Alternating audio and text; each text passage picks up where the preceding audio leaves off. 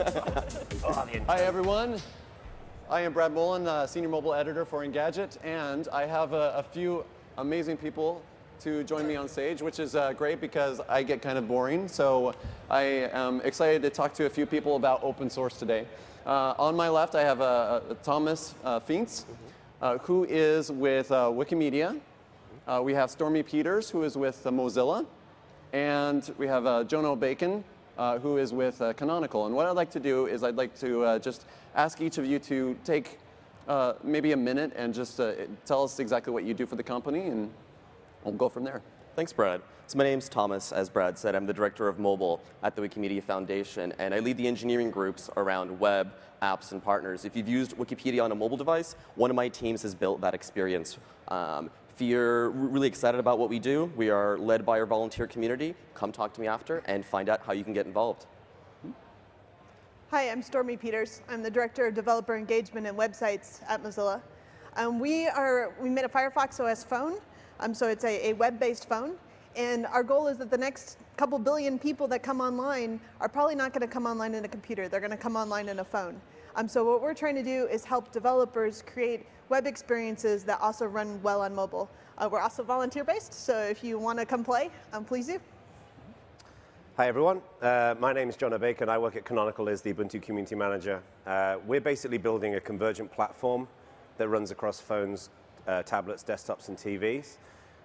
And my team is basically growing the global community around that. We traditionally have built the community that participates in Ubuntu, which is the most popular OS in the cloud and the desktop, the Linux desktop. And now we're building a full developer story around that as well. And it's I'm excited to be here. Yeah, absolutely. I think there's a lot of great things going on with open source right now, and especially in the mobile field. And of course, this is of a particular interest to me. That's probably why I'm here doing the moderation for this particular panel. But because of that, I want to focus more on the mobile side of things. Now, I know, Stormy, you talked a little bit about the next 2 billion users, and this is certainly one of the hugest points of the mobile industry right now, is how exactly do we get into the emerging markets and essentially the next billion users. So I want to know, what part does open source have to play in the next billion users, and what do users get out of open source? So Stormy, I'll start with you. Yeah, so we do believe that the next couple billion people will come online in the mobile space. So most people in developing countries, and perhaps even our kids, their first experience with internet, with technology, will be on a mobile device and not a desktop computer. So we think open source is critical to making sure that people can create their own experiences and control their own experiences. So we've started with a web-based phone. It's all open standards, all open source, and then you can run open web apps on it. So any experience you create for the web should run on mobile devices, so that these people that are coming online have full access to the web. And by doing that in open source, we make sure that everyone everywhere can play, that they can help create that experience, that they can use it, they can tweak it for their own needs. So open source is very much definitely a part of this story. Mm-hmm. And Jono, how does Canonical and Ubuntu really take advantage of the next billion users? I think in a few different ways. Open source has got a long heritage of building platforms. So Linux is a good example of that. Most people's phones in their pockets are going to run on some form of open source platform. Our view is, I agree with Stormy, that I think the mobile is where it's going to be at. But we believe that convergence is important, because while people are going to be getting online with mobile phones, there's also going to be tablets, there's going to be desktops, there's going to be other devices as well that augment into that story. And our view is, the Ubuntu community is a huge community of people who participate in building that platform that runs across all these different devices. The key thing in my mind is focusing on content creators being able to deliver content.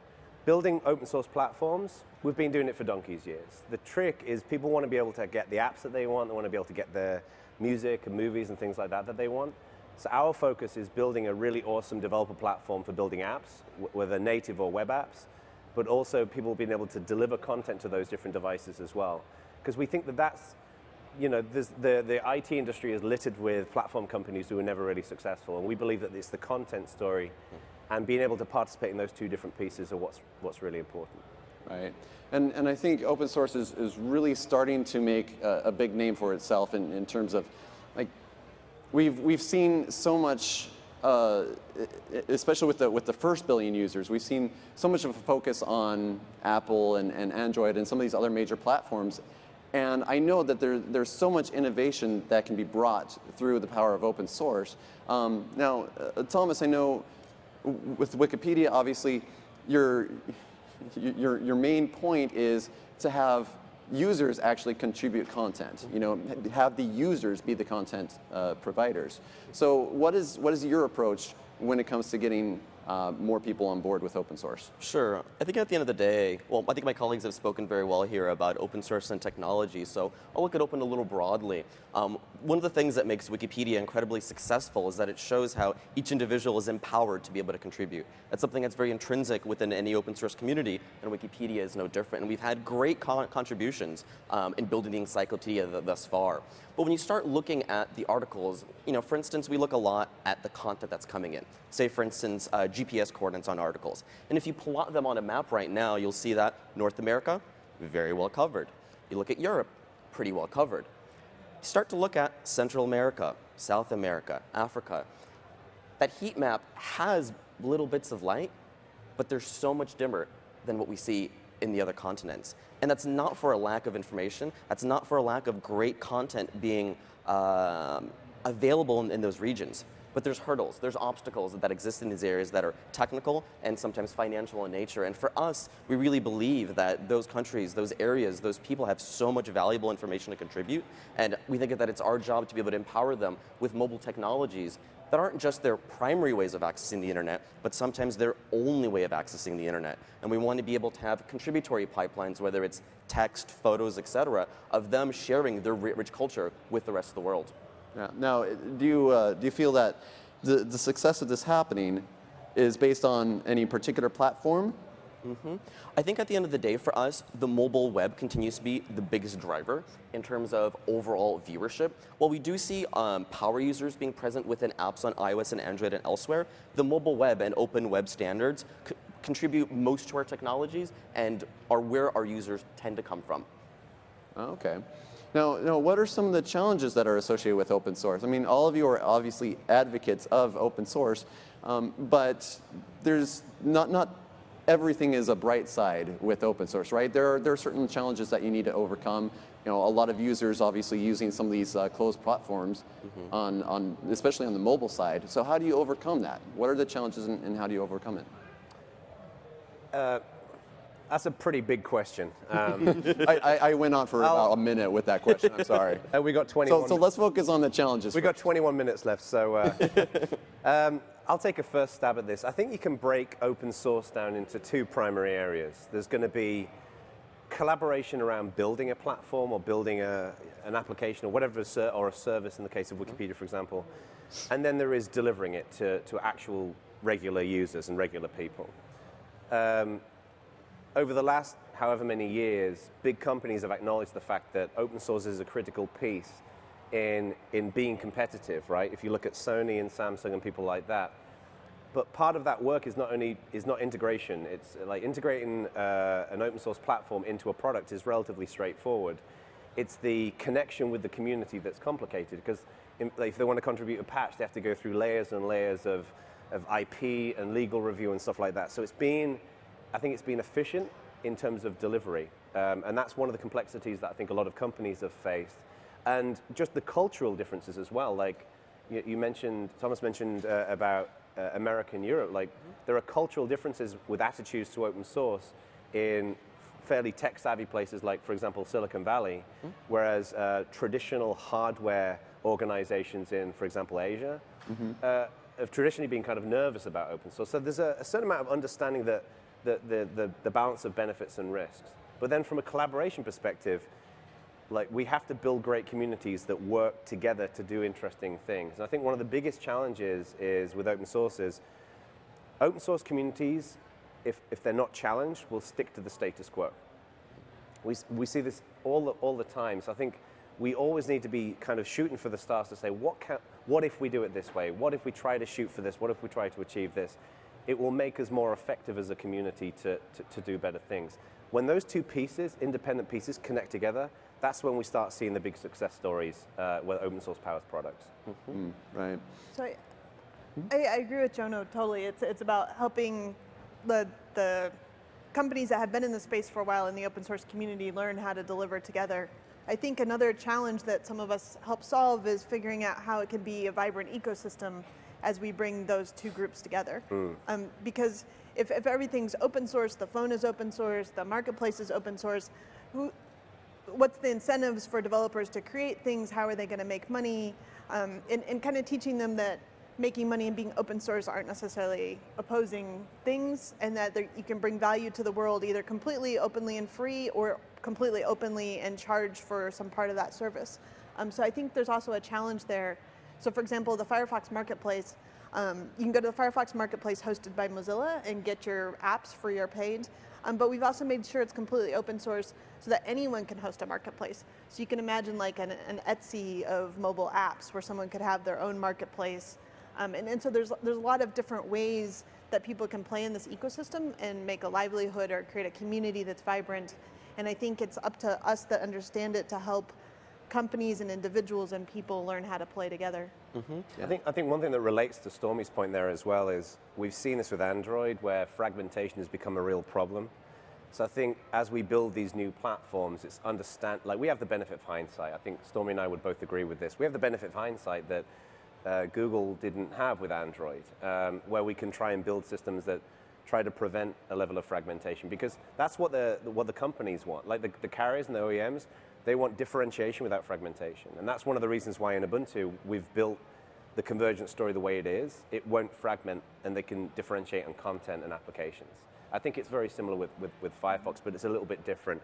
And I think that's one of the things is like we're riddled with choice. And that's not always a good thing. Yeah, well, actually, riffing off of that a little bit, I think one of the great things that mobile provides is that it provides a lot of constraints, which are really scary at first because you realize you can't do things in the same ways that you've done them before. But I think it's actually really empowering. It forces you as a community to really rethink the way that you've built your tools. And you really have to check and see, are they meeting the needs of our end users? And when we talk about the next billion, when we take a look at what those users need and what mobile users need, you suddenly look past the established workflows, patterns, et cetera, that you've created, and you start to think, well, is this the way that I have to do it, or is this just the way that I've chosen to do it because of the technologies that I've had available? And I think that's a really good forcing function for any community to reassess. And maybe you say, yeah, this actually works really well, that's great. Or, you know, we've done it this way for 10 years. Maybe we should retool it and think about, at least for Wikipedia, editing in a different way, photo uploads in a different way, and reassess on whether that's still the right way to go about it. Right. Well, and essentially that's what you have to do in order to encourage innovation, right? Like, it doesn't, if you're doing the same thing all the time, the same thing over the last few years, then you're not going to get any sort of innovation out of it. And so, like, what are the best opportunities for you, especially with your particular companies, to really produce that innovation going forward? I guess I should just pick something. So, Jono? What we've tried to do is Ubuntu's always been a very open community. We do all of our planning out in the open, all of our mailing lists and IRC channels, and all of that kind of stuff. All our blueprinting is out in the open. So one of the things that we've tried to do is to say, like, is to try to paint a picture of what the future can look like, but to make it very clear to our community that we need our community to be successful. Like, if we didn't have our community, we'd be just a crappy OS that no one cares about. It's absolutely the case. So when we came out with the phone, for example, we said, look, we need to build these applications. We had over 150 developers contribute to build the core applications that run on the device. And that was just one example of where we said, like, what if we do it this way? What if we try to paint a picture of what things can look like? The key thing is trying to, I think, inspire people around a vision and then following up with an effective means of collaborating around that. And I think that's one way to do it. But the other thing as well that we're seeing throughout the industry is crowdfunding. We did this with Ubuntu Edge, and we worked with Indiegogo, who just tremendous. I couldn't say better things about Indiegogo. They were just a wonderful partner to work with. And that gave an opportunity for us to be able to go out there and to be able to say, this is what the future could look like. Now, whether it's successful or unsuccessful is a separate thing, but the mobile industry is so slow moving that I think that is a great opportunity for us to kind of kickstart it or Indiegogo it in this case, to move things forward as well. Because just running the Ubuntu Edge campaign has already initiated a set of discussions, a set of opportunities that didn't exist beforehand.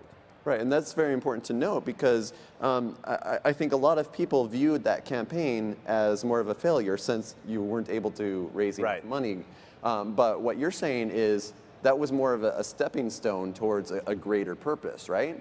Or look how many millions of people did support it, right? Right. That's true. It's one of the greatest campaigns out there, but just the fact that you were asking for so much, you weren't able to make that much. It was kind of, for us, it was a certain amount of chicken and egg because we have this software platform where you can have a phone and then you can plug a screen into it and it boots a full desktop effectively.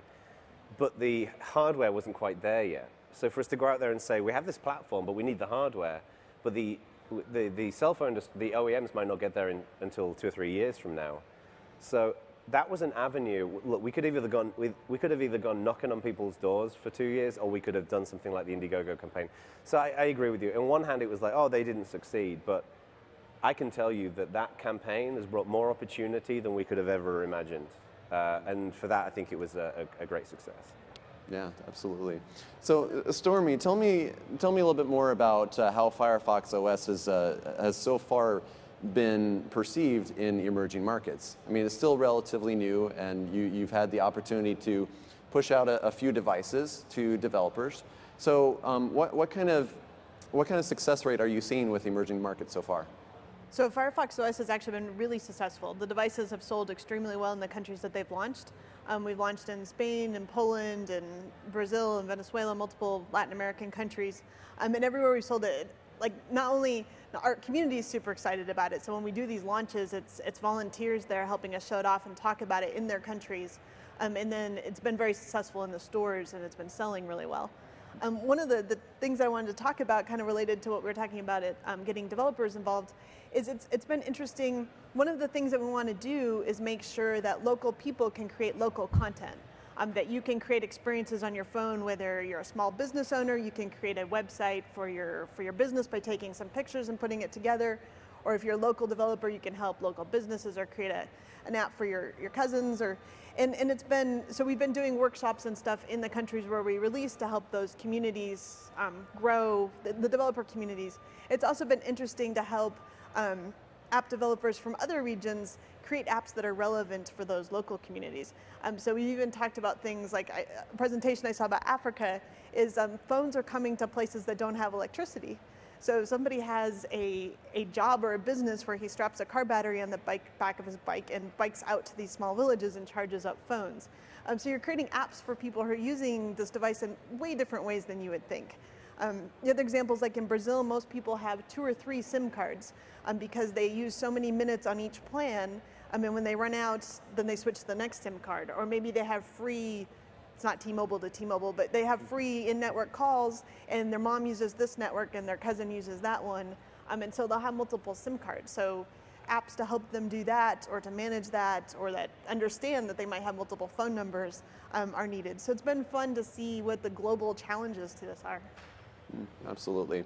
So in approaching these next billion users, what is the most creative use case that you guys have seen so far in some of these areas? Like you were saying with Africa, you're seeing mobile being taken advantage of in ways that you've never seen before. So, like, what are some creative use cases that you've seen for it so far? Yeah, well, I think one of the interesting things about Wikipedia is that it's traditionally felt, an encyclopedia that you pick off the shelf when you need to answer a question. But as we get into the mobile age, there's an interesting dynamic shift of Wikipedia isn't just that resource that you go to that's on the shelf, it's everywhere around you. So things that people are finding a lot of use cases for are finding out what's around them. Whether they're traveling to a new city and are wondering, well, what does Wikipedia know about where I am? And they'll use the nearby functionality on the website. They'll see that there's a whole host of things that are available to them. We'll show that with images, with text, etc. But what I think is really powerful for us is that we can show lots of content. We can show lots of GPS coordinate articles. But what we really want to be able to do is get them to be able to contribute something. So we're not only showing them articles that are near them, we're not only showing imagery, but we're asking them to contribute and saying, you're next to a monument that we know a little bit about, why don't you add a photo? And it's those simple contributory pipelines that work well on mobile devices that are really intriguing to us right now. And taking it a step further, if we see that they're in front of a monument that has no article whatsoever, the vision that I really want for the mobile projects is for them to take a photo, jot down some notes, share it with a friend, and start creating that article that's happening right at that moment. I think mobile devices are great at capturing just-in-time experiences, and I think Wikipedia can be at the center of that, of providing the world so much more information in one central place that has ever existed. Absolutely. What are some of the biggest factors that you'll need to pay attention to for reaching these emerging markets? I know that I think open source certainly has a very promising future, especially for the next billion users. But that doesn't mean that folks like Apple and Android are completely out of the game. So what do you need to do to really make sure that your platforms and open source in general ends up getting ahead of the game? Well, one thing that I notice, and when we have teams that focus on this, is that here in the US and Europe, we kind of take it for granted that you can buy a phone and you can read content on it. Seems pretty simple, but there's plenty of languages within the world whose fonts are not installed on devices, you know? And we work pretty aggressively with Red Hat, with Google, with other partners to be able to create open fonts, web font technology, and be able to actually allow somebody to read on their device in their native language. It's amazing to see how much of the world can't do that. And we want people to be able to create content in their local languages. But if they can't read it, and then they can't write it because those technologies aren't available, we're starting from a point that just isn't healthy. And we focus a lot on enabling our users to be able to actually read content. Well, what about price? Is price going to be a huge factor? I'd imagine, especially in places like Africa and South America, that certainly could be. So Firefox OS, Stormy, that's certainly price is going to be a huge factor to ensure that you're successful there. Yeah, we've worked really hard with our partners to try to bring a device that's economical to the region that it's going into. So I don't know the exact price in each currency for each location, but they're about $100, which is a lot cheaper than you can buy another different smartphone. Well, and also just on Wikipedia side about price, you know, we talk about Wikipedia as a great free and open resource, but when we have mobile devices, you can access Wikipedia for free. But that's if you have a data connection. And certainly, I think data prices can be exorbitant here in the US. They're even more expensive in Africa, South, Central America, and all the countries that we're all focusing on here. So we have projects with carriers called project called Wikipedia Zero, where we try to zero rate Wikipedia traffic and say that we really want this to be an informational resource that's free and available to anybody. And we try to remove those cost obstacles with the fantastic partners that we have. I think one of the, in my mind, the question you had earlier on, Brad, about what is open source going to bring effectively to make these platforms successful. To me, there's effectively two types of community out there. You've got communities of people who build platforms, what we would traditionally refer to as the open source community. And then you've got people who build content on top of platforms. Those are app developers. Usually app developers don't really care about how the platform is put together. The open source community usually does. I've always mentally segmented them as two different groups of people, but I think what we're actually seeing is uniting both of those groups around something of a mission. One of the things we've always tried to do with Ubuntu is to try and inspire people about what if. Our traditional community that participates in Ubuntu, you know, many communities do a similar kind of thing. But to me, the connection is when open source has got the ability to inspire a wider group of people to make a platform more successful than a traditional proprietary platform. So I'll give you one tiny example. When I joined Canonical 7 years ago, I got an email from a kid who told me that he lived in somewhere in Africa, and he would basically spend all week kind of doing chores, and then he'd walk 4 hours to his local village. He'd spend the money that he earned doing chores to buy internet access time so he could contribute to Ubuntu, and then he'd spend 4 hours walking back. And to me, that framed the position of my job is to make his hour in that internet cafe as effective as possible.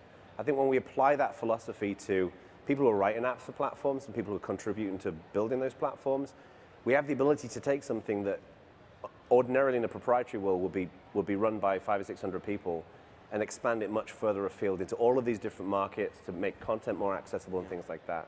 So it's that power of community which I think is the really defining factor. And that's where all of these different platforms are trying to focus, and I'm really excited about where we're all going. So. Wow, yeah, that's actually very, very touching. The story about the kid. It really makes you appreciate your job a lot more, doesn't it? It added a bit of pressure as well. Yeah, he goes and wants to contribute, and you know, what if he did something wrong, and right. you know, just waste that hour. I think we have time for one last question, and this might be a little bit controversial one, especially given that you know, you're all advocates for open source. Are there any scenarios or any situations where open source just simply does not make sense? And that's pretty much open to anybody who would be willing to answer that question. Because we're talking about, obviously, open source is a great source of freedom. Certainly, you have a lot of opportunities there, but are there any situations where it just simply doesn't make sense? So I don't think there's any situation where it just doesn't make sense. Mm-hmm. I think there's situations where there will be people that choose not to use it, but I think it can be made to work in any situation. Okay. Yeah, I'd say that I think open source can be used in almost every scenario in terms of people collaborating around building something, building software or content or whatever. But there are many examples where that process is mismanaged. So I think open source as a philosophy, as a way of working, is very effective. But it's only effective if people operate on the right set of principles and understand how to make that work. It's like anything, like building software is fairly straightforward. Sure. So long as you've got people who know how to build software. So. Yeah, absolutely. All right, well, I think we're out of time, so I appreciate all of you guys to join me today. Thank you. Yeah, we'll be back for the next session very, very soon. So, Thank you. Thank you.